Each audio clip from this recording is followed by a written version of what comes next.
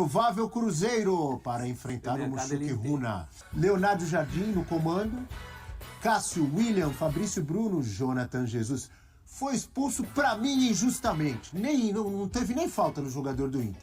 Kaique, Matheus Henrique, Romero, Wanderson, Dudu, Caio Jorge e Gabigol. Romero ou Wallace, parece o dia da marmota isso aí, né? Isso é uma dúvida de quanto tempo? Que fase, hein? E aí, professor, Cruzeirão cabuloso. Tem que jogar bola, jogar mais. A estreia foi decepcionante. E eu não gostei da coletiva do Jardim, onde ele limitou ao azar de ter perdido um lance no último minuto. Quem viu o jogo sabe que o Cruzeiro não rendeu absolutamente nada contra um adversário inferior a ele. O Mushuc Runa... Tá falando do jogo da Libertadores. Do União. Desculpa, da Sul-Americana. Semana passada. Aquele golzinho no fim. Bom dia, amigos do estúdio. Bom dia, fã de esportes. O Cruzeiro enfrenta o Mushuc Runa hoje às 9h30 da noite no Mineirão pela segunda rodada da Copa Sul-Americana. E a missão do Cruzeiro é vencer, já que a equipe celeste estreou com derrota semana passada contra o Santa Fé, perdeu de 1-0 fora de casa, aquele jogo com gol no último minuto.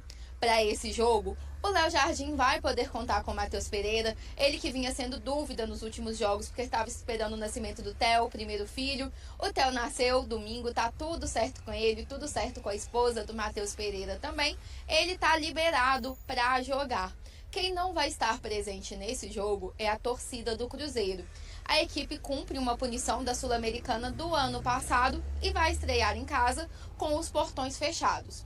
Do outro lado, o Cruzeiro tem o Mushuc Runa, que estreou com vitória por 3-2 diante do Palestino, a equipe equatoriana que está na 8ª posição do campeonato equatoriano. Chegou aqui em BH ontem com música, fazendo muita festa, comemorando muito a oportunidade de disputar novamente uma competição continental. O Mushuc Runa, que já disputou a Sul-Americana 2 vezes e nas 2 vezes foi eliminado na fase de grupos. Dessa vez estreou com vitória e, se vencer o Cruzeiro, abre vantagem de 6 pontos diante da equipe celeste e complica a vida do time mineiro, que precisa vencer para evitar os playoffs do segundo colocado. O segundo colocado da Sul-Americana passa por playoffs para saber quem vai para a próxima fase da competição. A ideia do Cruzeiro é se classificar em primeiro lugar. Lembrando, jogo hoje às 9h30 no Mineirão, sem a presença de público, mas o fã de esportes vai poder acompanhar tudo aqui na tela da ESPN. É com vocês no estúdio. Obrigado, Natália Andrade, lá de Belo Horizonte, trazendo as informações do cabuloso Cruzeirão. Precisa jogar mais bola. Senão daqui a pouco, do jeito que a gente conhece o Brasil, vão falar que tem que trocar o treinador também, que o Leonardo Jardim não serve. Ou vocês não conhecem o futebol brasileiro? Se não fizer milagre, o trabalho não der certo rapidinho, o técnico não serve. O resto não, mas é o que todo mundo pensa no Brasil. O Pedrinho o resto aí. então, mas o resto tá tudo certo. Tem que trocar o técnico. No Brasil é assim. E quantas vezes o Cruzeiro já trocou de técnico? Reclamando de jogador. No caso do Cruzeiro, dirigente. Jogador que ele contratou. Acho que foi um bom negócio e tal. Tá reclamando de tudo, ele tá num momento aí de tristeza, o Pedrinho. Futebol é assim, né? Não é fácil, não. No Brasil é assim. Só botar dinheiro, não. tem que ir pro divã. Entrosamento não se compra no supermercado. Vocês duvidam que daqui a pouco vão falar que a culpa é do técnico? Caso vender, seria caríssimo. Então tem que arrumar solução. Ainda mais esse elenco que foi montado com tanta gente de história no futebol, de peso, jogadores experientes. Contra o Palestino foi 3-2 o jogo. Tem né? que voltar a funcionar como time. Voltar não, esse time nunca funcionou como time. Tem que passar a funcionar como time. E sim, Matheus Pereira é uma ótima opção e o time fica mais criativo com ele. Professor Celso, você sabe que eu sou natural de Santos. Sim. Eu nasci em Santos, fui criado em Santos. Mas eu não conhecia essa expressão que você usou, mais velho que a Serra de Santos. Acabou de cunhar essa expressão. Ele inventou agora? Não, essa expressão o pessoal de meia idade aí sabe. É mais velho que a Serra de Santos. Não é do meu tempo. Eu não sou de meia idade, então tá bom. A Serra de Santos é antiquíssima. Foi uma das primeiras coisas que os portugueses viram aqui. Originou aquela série A Muralha. Né? A Muralha era a Serra de Santos, que os bandeirantes tinham que ultrapassar. Perfeito. Grande professor Celso. Mais é velho que a história. Serra de Santos. É cultura, é história. Gostei dessa. Eugênio Leal, fale um pouco aí para você chamar a galera para acompanhar aquela matéria maravilhosa que você fez do Mushoku Runa. A gente tem até a ilustração aí. Tá lá no site da ESPN, né, espn.com.br. A história do Mushoku Runa é engraçada porque ele é completamente diferente. Antes de ser um clube, Mushoku Runa é uma cooperativa de crédito criada por esse cara que está aí na foto, que é o Luiz Alfonso Chango, um indígena, e ele usa esse poncho, que é muito usado pelos indígenas lá nos Andes, como símbolo do clube. O clube é conhecido como Pontito. Essa cooperativa foi criada justamente para incentivar, para sustentar, né, para viabilizar os camponeses, os índios que trabalham na agricultura, para que eles pudessem ter como investir e crescerem. Por isso, homem novo significa Mushoku Runa. Que eles fossem novos homens a partir de crédito, porque as instituições tradicionais de crédito não emprestavam dinheiro, não financiavam os negócios dos indígenas. Então ele, indígena, foi o primeiro do povo dele a frequentar a escola, quando não era comum.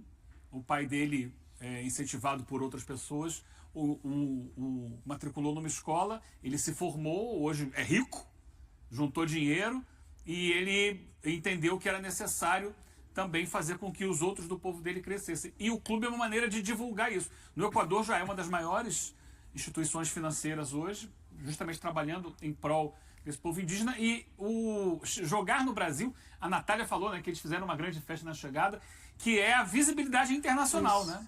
Jogar no grande país sul-americano. Eles querem aproveitar isso para dar Primeira vez que visibilidade a esse disputam a Libertadores. Não, é sul-americana, não é a primeira. Sul-americana, mas é a desculpa. primeira vez que jogam no Brasil. Ah, no Brasil. E ele queria jogar no Brasil. Antes do sorteio, perguntaram a ele. Ele é presidente vitalício do clube. Perguntaram a ele: e aí, sorteio? Eu quero jogar no Brasil. Eu quero que a gente seja visto no Brasil. Legal. Eu quero que as pessoas no Brasil conheçam a nossa história. E eles fazem questão sempre de levar a cultura indígena aonde vão. É muito interessante. Muita gente Tem no detalhes lá no site. Muita gente no Brasil, então, vai conhecer mais da história do Mushoku Runa por causa do time e também por causa do estudo, da preparação e do conhecimento de Eugênio Leal.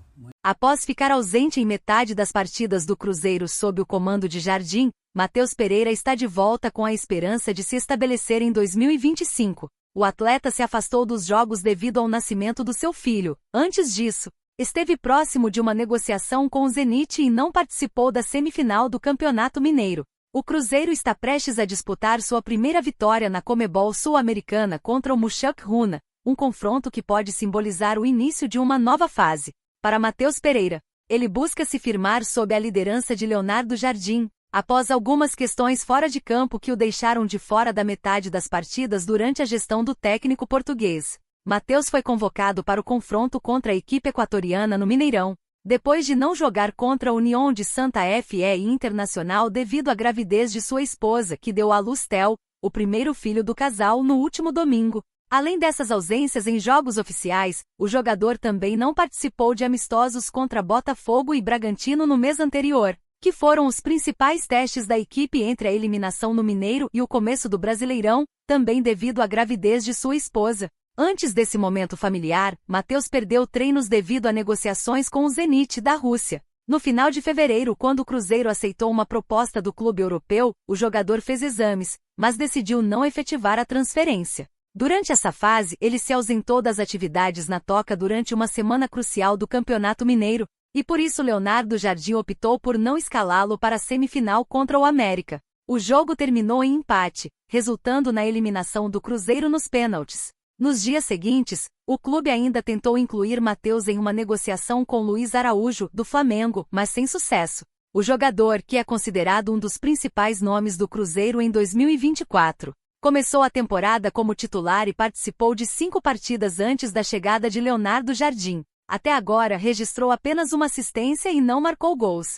Pedro Lourenço, proprietário da SAF, considera a situação de Matheus como encerrada, afirmando que conta com ele para o restante da temporada. Em uma entrevista ao Tempo Esportes, Lourenço comentou sobre o jogador e seu novo filho. Matheus é um assunto resolvido, ele tem seu filhinho. É nosso camisa 10, um garoto admirável. Ele me enviou fotos do bebê e eu dei os parabéns. Contamos com a habilidade dele em campo e estamos contentes com isso. Apenas deixamos claro que não vamos prender ninguém. Esperamos que ele dê o seu melhor, que jogue bem na quarta-feira e faça 2 gols para o Theo. E aí, galera? O que acharam? Deixem nos comentários. Não se esqueçam de deixar o like e de se inscreverem no canal e acionar o sininho para receber as notificações. Até mais, Nação Celeste! Vamos pra frente!